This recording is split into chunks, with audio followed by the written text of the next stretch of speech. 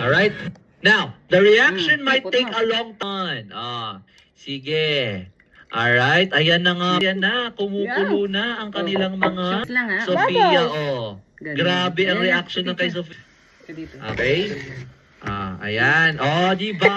Ayan, beautiful. Ha. Ayan, ilawan natin ang what you are seeing. Opo. Okay.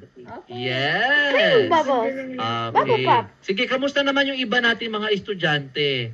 Sige, Blanche and 30. Ang ganda ng kay 30. Tingnan nyo guys, ang kay 30 din. Kay Sofia, kay Johan, successful lahat. I think it's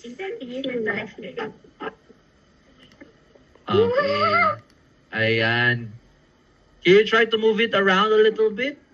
Okay, ayan ang kay Zach. Ayan ang gaganda ng kanilang mga experiments so far. Soda. Alright, so that the bubbles will... Look at that! Ayan! Opo. Ayun. React with each other. Okay, hindi po ito water, children, ha? Vinegar po dapat. Baking soda reacts with vinegar, producer than oil. It sinks down and meets with the baking soda.